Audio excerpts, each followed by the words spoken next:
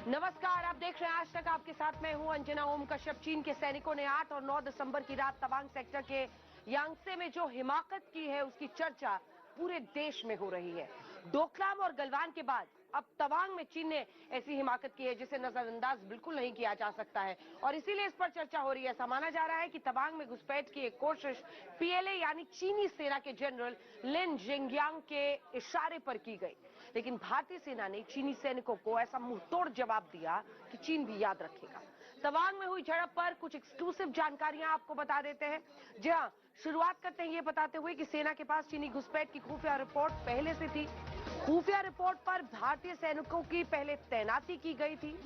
300 चीनी सैनिकों से पहले जुबानी जंग हुई, नोकझोंक, उसके बाद हाथापाई, फिर पत्थरबाजी की नौबत आई। चीनी सैनिकों को घेरकर भारतीय सैनिक झटपट पड़े उन पर। 2 जगहों पर चीनी सैनिकों की जमकर पिटाई की गई। जान बचाकर चीनी सैनिक जो है वहां से भाग फिरे।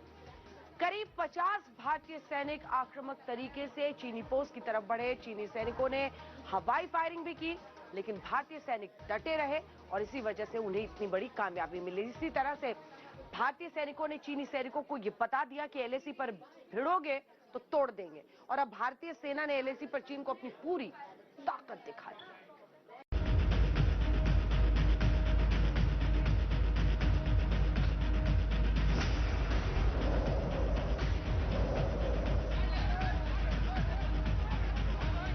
तवांग में चीन की हिमाकत पर भारतीय सेना ने एलएसी पर अपनी ताकत दिखानी शुरू कर दी है।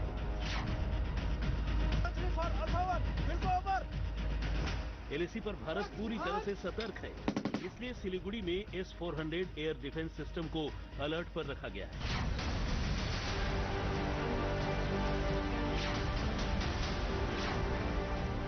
यही नहीं, भारत ने अग्रिम मोर्चे पर L-70 एयर डिफेंस गन भी तैनात कर दी है।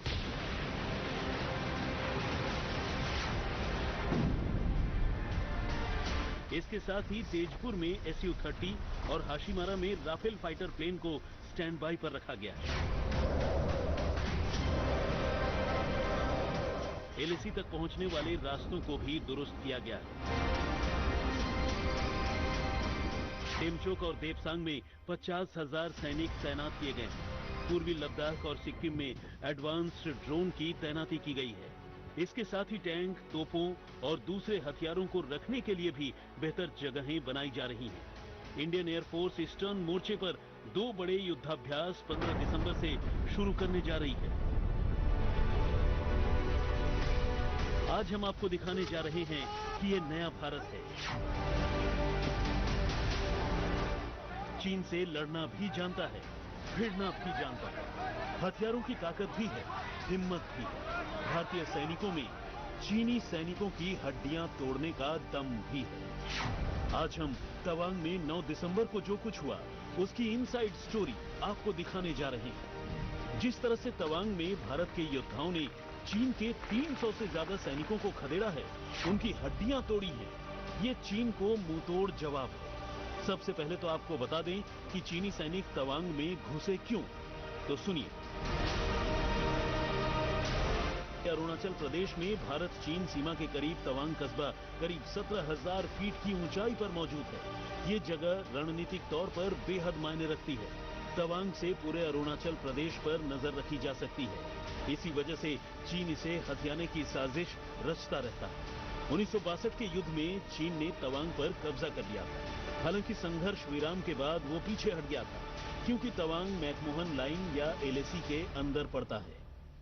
तवांग क्षेत्र का जो ये पूरा इलाका है, वो अलग अलग देशों से सीमाएं उसकी लगती हैं। मेरे ठीक पीछे जो पहाड़ियां आप देख रहे हैं, ये भूटान का हिस्सा है, भूटान की पहाड़ियां हैं। और अगर आप दूसरी दिशा में बढ़ेंगे तो वहां पर तिब्बत का क्षेत्र शुरू हो जाता है। सामरिक तौर पर बहुत महत्वपूर्ण है यह इलाका, और इसीलिए भारतीय सेना की तैनाती यहां पर रहती है, क्योंकि भूटान के कमोवेश कई ऐसे इलाके हैं जहां पर चीन की नजर रहती है। तिब्बत पर किस तरह का उसका अतिक्रमण रहता है वो भी सब जानते हैं, और सारे जो देश होते हैं वो हिंदुस्तान की तरफ देखते हैं, भारतीय सेना की ओर देखते हैं। इस समय जिस तरह की घटनाएं हुई हैं, भले चीन की तरफ से यह कह दिया गया हो कि सब कुछ सामान्य हो गया है, लेकिन सतर्कता फिर भी कायम रहती है। 8 और 9 दिसंबर की रात 300 के करीब चीनी सैनिक तवांग के यांगत्से में 17,000 फीट की ऊंचाई पर भारतीय पोस्ट को हटाने के लिए घुसपैठ की कोशिश करते हैं। सूत्रों की माने तो वो कंटीले लाठी, डंडे और इलेक्ट्रिक बैटन से लैस थे, लेकिन भारतीय सेना भी इस बार पूरी तरह से तैयार बैठी थी। हमारी सेना ने भी कंटीले लाठी डंडों से उनको जवाब दिया और इस झड़प में कई चीनी सैनिकों की हड्डियां भी टूटी। भारत के 6 जवान घायल हुए, जिन्हें गुवाहाटी के अस्पताल में भर्ती करवाया गया। तांगसे 1 में ये मैकमोहन लाइन में पीएलए और इंडियन आर्मी के साथ इंसिडेंट हुआ और इस इंसिडेंट में बोथ साइड में इंजर हुआ। अपना इंडियन आर्मी में भी बहुत लोगों को इंजर हुआ, लेकिन सेना में मेजर इंजर हुआ। जी हां, सैटेलाइट तस्वीरों में एलएसी का वो इलाका आप देख सकते हैं जहां पर भारत और चीन के सैनिकों में झड़प हुई। यह अरुणाचल प्रदेश के तवांग का इलाका है। एक पुरानी सड़क दिखाई देती है और चीन का गांव भी आप सैटेलाइट तस्वीरों में देख सकते हैं। टॉप सरकारी सूत्रों के हवाले से बताया जा रहा है कि पीएलए ने घुसपैठ की पूरी प्लानिंग की थी, बस मौके का इंतजार था। देखिए, चीन की हमेशा से ये आदत रही है कि वो विस्तारवाद में विश्वास रखता है, और विस्तारवाद मतलब दादागिरी करके। लद्दाख में हम देख रहे हैं कि काफी दिनों से, काफी साल से ये स्टैंड ऑफ चल रहा है भारत और चीनी सैनिकों के बीच में, और गलवान भी हमने देखा है। लेकिन गलवान में जिस तरह से हमारे भारतीय सैनिकों ने चीनी सैनिकों को बहुत कड़ी टक्कर दी थी और उन्हें परास्त किया था एक तरह से, तो उसी प्रकार से चाइना अभी थोड़ा सा डरा हुआ है। बार बार चाइना हमारे देश के अंदर घुसने की कोशिश करता है। हम आपको बता दें कि यांगत्से पॉइंट पर एक नाला है। 8-9 दिसंबर के रात करीब 300 चीनी सैनिक नाला पार करके इधर आ गए। चाइनीज ये करते हैं। 67 का मैं इंसिडेंट सुनाता हूं। जनरल सगत सिंह राठौर के साथ यही हुआ। 67 में धक्का मुक्की हुई, जिसमें चाइनीज कमिश्नर गिर गया, उसको चोट आई और उन्होंने बंकर में जाकर फायर खोल दिया। हमारे 50 सोल्जर्स और मेजर साहब को मार दिया। जनरल सगत सिंह राठौर ने इंडियन गवर्नमेंट के हुक्म के बावजूद पूरा एक आर्टिलरी फायर खोल दिया। 500 चाइनीज मार दिए और चाइनीज अपने आप ठंडे पड़ गए। और अब एलएसी पर एक-एक इंच की हिमाकत का तगड़ा जवाब देने के लिए इंडियन एयरफोर्स ने अरुणाचल प्रदेश की सीमा पर कॉम्बैट एयर पेट्रोलिंग यानी जंगी जहाजें उड़ाने की शुरुआत कर दी। सीधे सीधे लफ्जों में भारतीय सेना चीन को ये बता रही है कि ये 1962 वाला भारत नहीं है। 1 इंच भी घुसोगे तो चीर देंगे। आज तक ब्यूरो।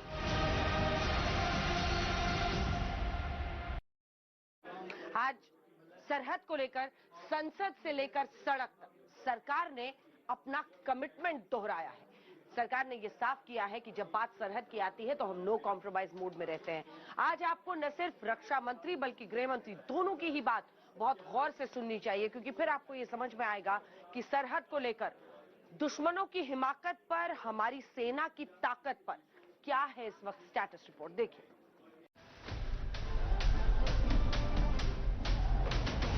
31 लाख सैनिक, 3,285 विमान और 777 युद्धपोत से सजी चाइनीज आर्मी के घमंड को भारतीय सेना ने चकनाचूर कर दिया।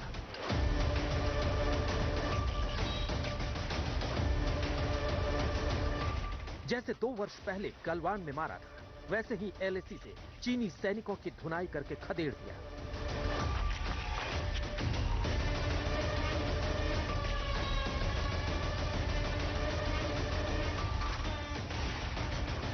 मोदी सरकार का सेना के नाम निर्देश एकदम स्पष्ट है।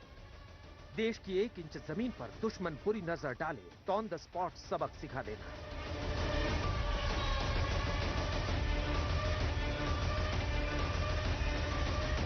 मैं इतना स्पष्ट कहना चाहता हूं कि भारतीय जनता पार्टी की सरकार है, नरेंद्र मोदी इसके प्रधानमंत्री है, और जब तक भारतीय जनता पार्टी की मोदी सरकार चल रही है, 1 इंच जमीन पर भी कोई कब्जा नहीं कर सकता। कल अपने सेना के जवानों ने जो 8 की देर रात को और 9 की सुबह को जो वीरता दिखाई है, मैं इसकी भूरी भूरी प्रशंसा करता हूं। इन्होंने घुसे हुए सभी लोगों को कुछ ही घंटों में वापस खदेड़ दिया और हमारी भूमि का रक्षण किया। पहले डोकलाम में ड्रैगन पूरी तरह पिटा, लेकिन बाज नहीं आया। फिर गलवान में अपने नापाक प्लान को एक और चांस मारा, लेकिन भारतीय सेना के बलवानों ने चीनी सेना का दम निकाल दिया।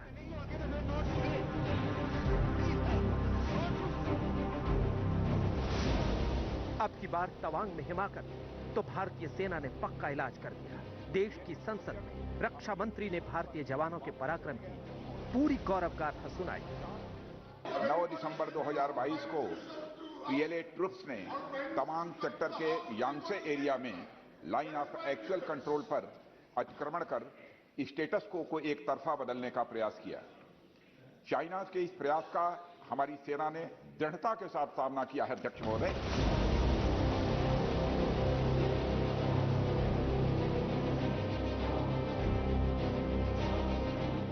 और इस फेस ऑफ में हाथापाई भी हुई है। भारतीय सेना ने बहादुरी से पीएलए को हमारी टेरिटरी में अतिक्रमण करने से रोका और उन्हें उनकी पोस्ट पर वापस जाने के लिए मजबूर कर दिया, अध्यक्ष महोदय। इस झड़प में दोनों ओर के कुछ सैनिकों को चोटें भी आई हैं। भारत चीन सीमा पर सेना पहले से हाई अलर्ट पर है। जल, थल और वायु से चालबाज चीन को घेरने का चक्रव्यूह तैयार है। हमारे किसी भी सैनिक की न तो मृत्यु हुई है और न ही कोई गंभीर रूप से घायल हुआ है। इंडियन मिलिट्री कमांडर्स के टाइमली इंटरवेंशन के कारण पीएलए सोल्जर्स अपनी लोकेशंस पर वापस चले गए, अध्यक्ष महोदय। और इस घटना के पश्चात एरिया के लोकल कमांडर ने 11 दिसंबर 2022 को अपने चाइनीज काउंटर पार्ट के साथ स्थापित व्यवस्था के तहत एक फ्लैग मीटिंग की। बॉर्डर पर चीन ने आंखें तरेरी तो भारतीय सैनिकों ने अक्ल ठिकाने लगा दी। संदेश साफ, अगर अगली बार गुस्ताखी की तो भारतीय सेना बॉर्डर पार करने में भी देर नहीं लगाएगी। हमारी सेनाएं हमारी भौमिक अखंडता को सुरक्षित रखने के लिए पूरी तरह से प्रतिबद्ध हैं और इसके खिलाफ किसी भी प्रयास को रोकने के लिए सदैव तत्पर है हमारी भारत की सेना। और मुझे विश्वास है कि यह सदन हमारी सेनाओं की वीरता और साहस को एक स्वर से समर्थन देगा। और अध्यक्ष महोदय, मैं पूरी तरह से आश्वस्त हूं कि यह संसद बिना किसी संशय के भारत की सेना की क्षमता, शौर्य, पराक्रम व प्रतिबद्धता का भी अभिनंदन करेगा। कूटनीति की टेबल से लेकर युद्ध के मैदान तक विस्तारवादी सोच वाले चीन को भारत की तरफ से हर मोर्चे पर मुंहतोड़ जवाब मिल रहा है। डिप्लोमेसी जो है एक किस्म से जब तक अगर ग्राउंड सिचुएशन आपके पक्ष में जाए तो आपकी डिप्लोमेसी और मजबूत होती। तो उसके बाद जो भी उनके साथ जो बातचीत जो हो रही है और उसके कुछ परिणाम निकले हैं, पूरे नहीं निकले, अभी भी बातचीत जारी है। इसीलिए निकले हैं क्योंकि हमारी डिप्लॉयमेंट हुई है और हमारी डिप्लॉयमेंट हुई है, हमारे जवान खड़े हैं और माने उनका जो ताकत, जो साहस जो उन्होंने दिखाया है उसकी हमें प्रशंसा करनी चाहिए क्योंकि हमारी डिप्लोमेसी जो है उनके योगदान से चलती है।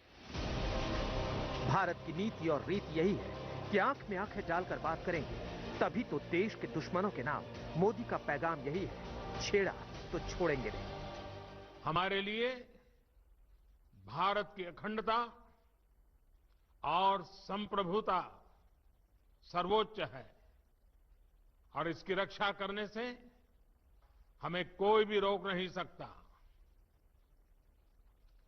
इस बारे में किसी को भी जरा भी भ्रम या संदेह नहीं होना चाहिए।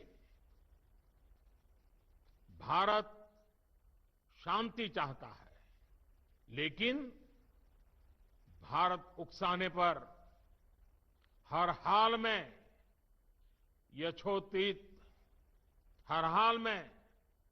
यथोचित जवाब देने में सक्षम है। चीन को भी पता है कि अब 1962 वाला हिंदुस्तान नहीं, अब भारत चालबाज चीन की अकड़ निकालने की पूरी ताकत रखता है। इधर चीन ने हिमाकत, उधर भारतीय सेना ने पूरी हेकड़ी निकाल दी। आज तक ब्यूरो। केंद्र सरकार ने तवांग में हुई झड़प पर आज संसद में बयान दिया है। रक्षा मंत्री ने दोनों ही लोकसभा और राज्यसभा दोनों में ही अपनी तरफ से बताया कि किन हालात में 9 दिसंबर की रात को यह घटना घटी थी। लेकिन विपक्ष हमलावर है। उनका ये मानना है कि सरकार जो बता रही है उसकी नीति और नीयत में फर्क है। जितना सरकार बता रही है उससे ज्यादा छिपा रही है। देखिए, पीएलए ट्रुप्स ने तवांग सेक्टर के यांगसे एरिया में लाइन ऑफ एक्चुअल कंट्रोल पर अतिक्रमण कर स्टेटस को एक तरफा बदलने का प्रयास किया। चाइना के इस प्रयास का हमारी सेना ने दृढ़ता के साथ सामना किया है।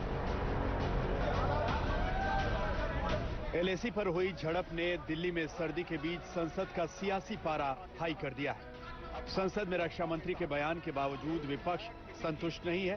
आखिरकार विपक्ष ने वॉकआउट कर दिया। क्लैरिफिकेशन को भी उन्होंने हमको मौका नहीं दिया और हमारे बात सुनने के लिए भी वो तैयार नहीं है। हम यही चाहते थे कि चर्चा के बाद सुन के वो रिप्लाई दे, हम सुनने के लिए तैयार थे। लेकिन उन्होंने इस मसले को अपने ही तरीके से एक प्रचार लेने के लिए अपनी बात रखे और चले गए। अगर हम राष्ट्रीय सुरक्षा और अखंडता के लिए हम एकजुट हैं, अपने सब जवान को एक मैसेज देना था। आज सरकार नाकामयाब रही है और सरकार कम से कम चाइना के बरक्स, मैं हमेशा ये कहता रहा हूं कि चाइना के बरक्स ये लोग ब्रेजन डिनाइल में रहते हैं। आज का दिन भी ब्रेजन डिनाइल का दिन है, जो हिंदुस्तान के तारीख में लोकतंत्र में अच्छे से नहीं जाएगा।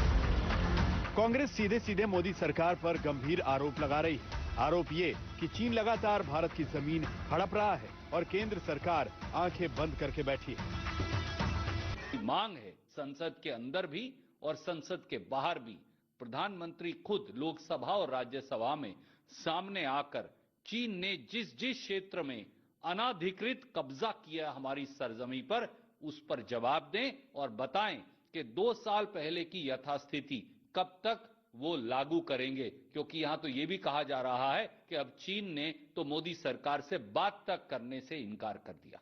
आज अरुणाचल में, लद्दाख में जो कुछ भी चाइना के साथ हम लोग का इंसिडेंट हो रहा है, all these are creation of Congress.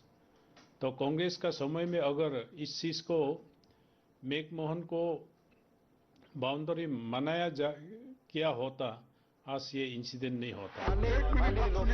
LAC पर चीन की हिमाकत पर विपक्ष एक सुर में मोदी सरकार की नीति और नीयत पर हमलावर है। ओवैसी तो सीधे प्रधानमंत्री मोदी पर अटैक कर रहे हैं। चाइना को ये ध्यान रहना चाहिए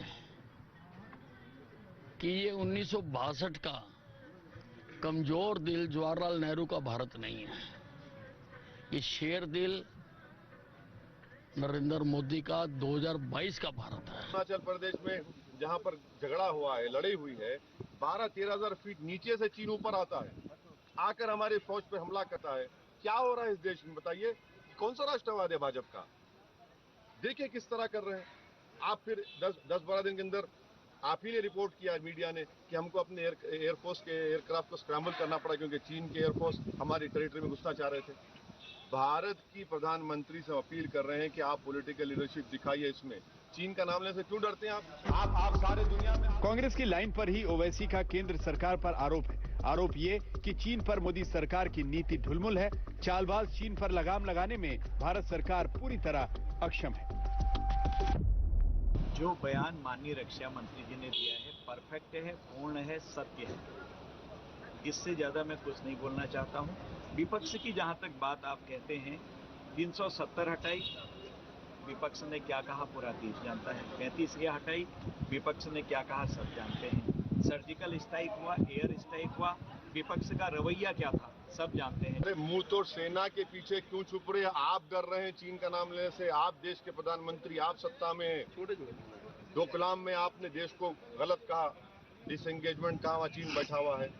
प्रधानमंत्री ने लद्दाख के वक्त कहा था कि ना कोई घुसा है ना घुसा है, चीन घुस के बैठा है। अगर ये दो चीजों को कंपेयर कर रहे हैं, कांग्रेस की अगुवाई में विपक्ष का आरोप है कि तवांग सेक्टर में भारत चीन के सैनिकों के बीच हुई झड़प को लेकर सरकार देश को गुमराह कर रही है। मोदी सरकार अपनी नाकामी को छिपा रही है। हालांकि पूरे मामले पर भारतीय सेना और रक्षा मंत्री का बयान आ चुका है। पूरी तस्वीर साफ हो चुकी है कि अब तवांग पर कोई तनाव नहीं है। यहाँ तक कि चीन सरकार का भी बयान आ चुका है कि LAC पर शांति बनी हुई है। लेकिन देश में मोदी सरकार को घेर रहा विपक्ष एकदम अशांत है। सरहदों पर परिस्थितियां बेहद विषम रहती हैं, लेकिन भारतीय सेना के शौर्य में कभी कमी नहीं दिखती है। यहां तक कि 1962 के उस युद्ध में भी नहीं। पराक्रम के तमाम किस्से हमारे सामने रहते हैं, लेकिन सियासत के जब सवाल उठते हैं तो उसके दायरे भी सियासी हो, ये जरूरी हो जाता है। सैनिकों के शौर्य या फिर राष्ट्र हित के सामने वो एक प्रश्न बनकर नहीं खड़े होने चाहिए। कैमरा पर्सन सैयद मोहसिन के साथ श्वेता सिंह, तवांग, अरुणाचल प्रदेश आज तक। और अब हम आपको एक वीडियो दिखाने जा रहे हैं। वायरल वीडियो है, अब पुष्ट है, लेकिन इसी के साथ ये मुमकिन है कि ये 9 दिसंबर वाली तारीख की ही जो झड़प चीनी सेना के साथ भारतीय सेना की हुई है, जिसमें हमने उन्हें खदेड़ दिया पीछे, उसकी तस्वीरें ये हो सकती हैं।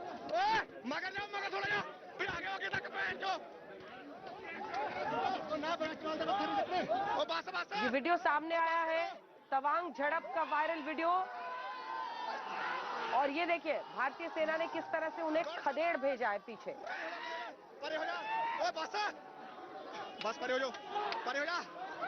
श्वेता हमारी सहयोगी इस वीडियो पर हमारे साथ जुड़ गई हैं।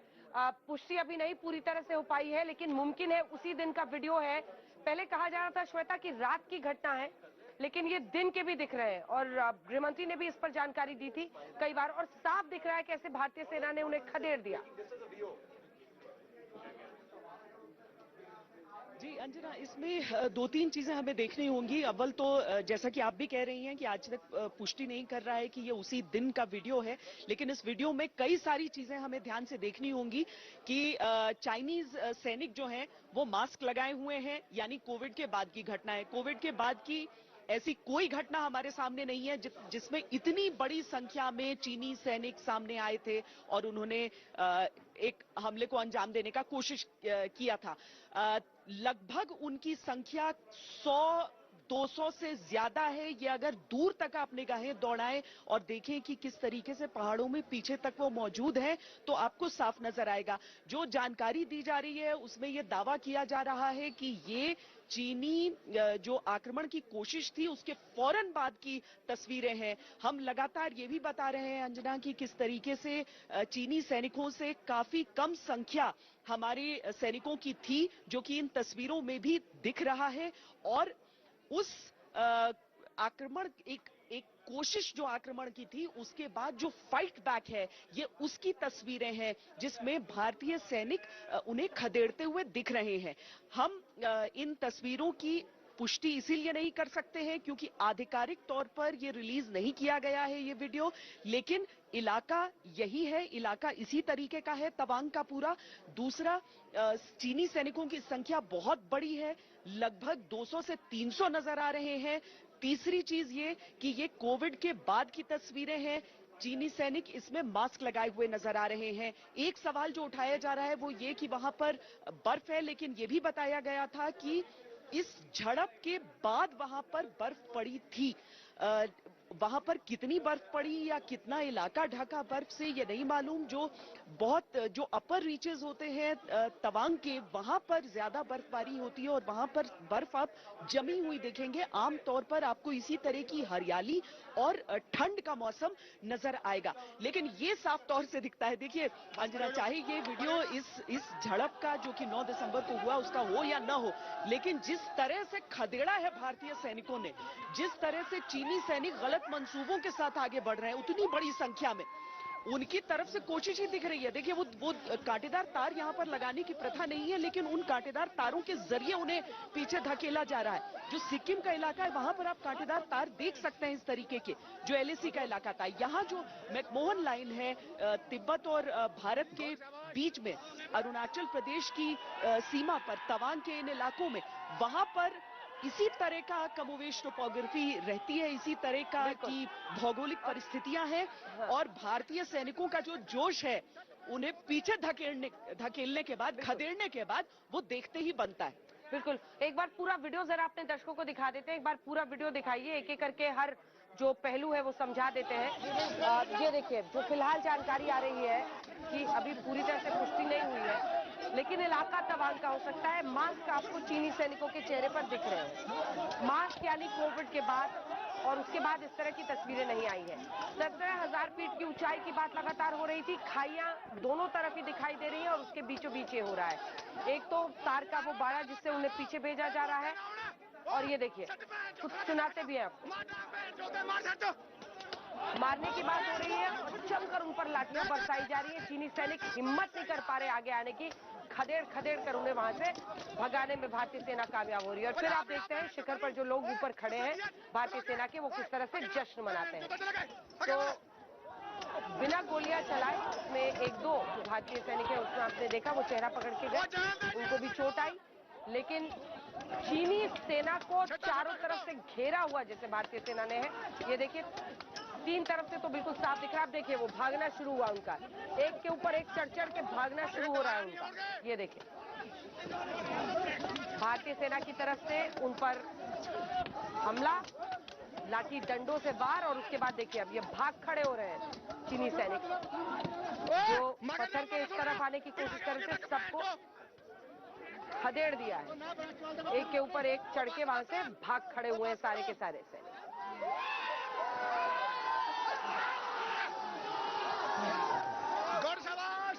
और अगर ये वही वीडियो है तो जबरदस्त धोया है, भाग खड़े हुए श्वेता वो वहां से स्पीड दिखा के। जी अंजना, क्योंकि आमतौर पर जो पेट्रोल पार्टीज की लड़ाइयां हम देखते हैं उसमें इतनी बड़ी संख्या में आप कभी भी लड़ाई नहीं देखेंगे, और इतनी बड़ी तादाद में अगर चीनी सामने आए थे तो किस कोशिश से आए थे ये समझने वाली बात है। क्या प्लानिंग वो कर रहे थे। अब चाहे तारीख इसकी जो भी हो, इलाका तो ये अरुणाचल प्रदेश के आसपास का ही दिख रहा है। जिस तरह की ग्रीनरी दिख रही है, क्योंकि यहाँ की ठंड भी एक गीली सी ठंड होती है, बर्फ पड़ती है, लेकिन बर्फ का जो जमा होना है वो अब कुछ कुछ इलाकों में यहाँ पर अभी देखने को मिल रहा है। लेकिन जिस तरीके से भारतीय सैनिकों ने कम संख्या में होने के बावजूद उन्हें एक साथ घेर कर और पीछे धकेलते हुए खदेड़ा है वहां से, ये अपने आप में मुझे लगता है कि बहुत सारे उन लोगों के ऊपर भी उन लोगों को बहुत बड़ा जवाब मिल जाएगा जो लोग सवाल उठाते रहते हैं कि चीनी सेना कहां तक घुस गई है। अब बताइए, जिस तरीके से वो पीछे हट रहे हैं उनके पास भी वो सारे हथियार हैं, और उन्होंने अपनी तरफ से पत्थरबाजी की शुरुआत इस घटना में, जो 9 तारीख की जो घटना बताई जा रही है, हम एक बार फिर बताते हैं कि ये जो तस्वीर है इसकी हम आधिकारिक पुष्टि नहीं कर रहे हैं, क्योंकि इस तस्वीर में एक एक चीज वो जरूर नजर आ रही है जो कि 9 तारीख की उस घटना के बारे में बताया जा रहा है, लेकिन आधिकारिक तौर पर ये सेना की तरफ से सामने नहीं रखा गया है। लेकिन जिस तरीके से भारतीय सेना के जवानों ने उन्हें पीछे धकेला है, और साथ ही अंजना ये भी हमें देखना होगा कि जो प्रोटोकॉल है, जिस तरह के हथियार इस्तेमाल करने हैं उनका ही इस्तेमाल करते हुए, ऐसा नहीं है कि कोई अपनी तरफ से ये गोलियां बरसा रहे हैं या कुछ ज्यादा कर रहे हैं, वो सिर्फ उन्हें खदेड़ रहे हैं, वो सिर्फ उन्हें दिखा रहे हैं कि ये जमीन हमारी है, पीछे हटो, 1 इंच जमीन का हिस्सा तुम्हें हम नहीं लेने देंगे। और किस तरीके से वो पीछे हटाते हैं, और जब चीनी सैनिक पीछे दौड़ते हुए बढ़ते हैं अपनी सीमा के भीतर वापस, तो उसमें साफ साफ यहाँ का जश्न बता रहा है कि चीन के लिए ये कितनी बड़ी शर्मिंदगी का सबब उस समय रहा होगा। ये कोविड के बाद की तस्वीर है, इतना साफ है, और भारतीय सेना के पराक्रम की तस्वीर है, ये भी साफ है। बिल्कुल, और उसकी गवाही ये पूरा वीडियो दे रहा है। 17,000 फीट की ऊंचाई पर जो जानकारी दी गई थी, काफी ऊंची ये जगह साफ दिखाई दे रही है।